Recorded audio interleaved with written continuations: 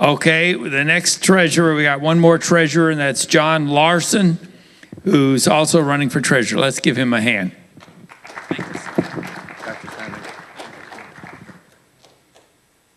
Yes, I am Jon Larson, and I'd like to introduce you to someone. Sari, would you stand up? This is my wife, my partner in this endeavor. Before I get on to explaining that the treasurer has no policy power, but I want to explain who I am and where I'm coming from. For 41 years, I've been practicing law in this state. I have a Juris Doctor and a bachelor's degree from the University of Kentucky, which probably let you down last weekend. But I also have a master's degree in business with an emphasis in finance from George Washington University. How many of you are veterans? Would you please raise your hand? And how many of you have veterans in your family? Thank you for your contributions, your service. I also am a veteran. I had the opportunity to set up Veterans Treatment Court in Lexington. I was the Fayette County Judge Executive. I was the first Republican who won countywide in our relatively Democratic county in this century, over a 30-year Democratic incumbent. I did reduce the budget of that office about 50%, so I claim that. Let me tell you a little bit you might be interested in this forum.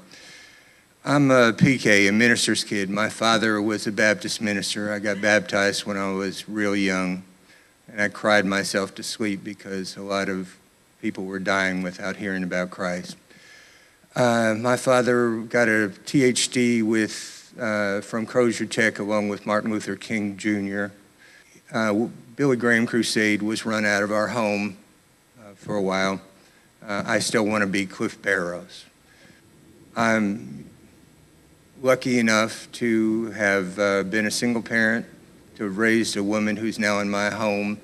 My wife and I helped raise her and her 3-year-old son, biracial son. And I'm so proud and joyful that I've had that opportunity. But I'm going to tell you that this office is part of something, and that is something's wrong in Frankfort, Kentucky. And what is wrong is we have a lot of unnecessary offices, and one of those offices is the office of treasurer.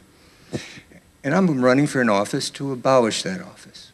Now, that might seem a little bit unusual, but I'm going to follow the trail blazed by the man who was just here and ran off on you. That's Chris McDaniel, the chair of the Appropriation and Finance Committee for the Senate. And he had to listen to our current treasurer from here in Jefferson County justify that position and increase the budget each year. And he looked at it and said, no, we're going to constitutionally eliminate that office. Senate Bill 58 passed last year by a constitutional majority. Well, I didn't know I was shut out now. I've got a lot to say. How many of you are for smaller, more efficient government? Would you raise your hand? How many of you want to save $5.5 million by getting rid of a position? Thank you. That's what I'm here for. Go ahead, please. Oh, I'm sorry. Here you go.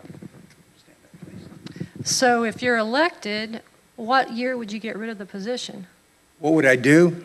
What year, if you're going to get elected to the position? Well, the first year it could be done, it has to be done in a year that representatives are voted on. So the first year would be 2016. Might not be that quick. I work as a judge executive on eliminating positions. I believe I'm a constitutional expert. It takes a while. First thing you have to do is convince the legislature to pass a bill. The bill has to be passed by both houses. There was some opposition in the Democratic House, even though Greg Stumbo said this is an antiquated position. The only thing they do is sign checks, and that's done electronically. If I get elected, and I'm the only one that is running to do this, my position is every vote for me is a vote to immediately start that constitutional amendment process. The amendment is not subject to a governor veto. That's submitted to the voters, and once it's passed by a majority, I'd be working on implementing downsizing the government. Is there anything else? Oh, thank you very much. Okay, that's Jon Larson running for treasurer.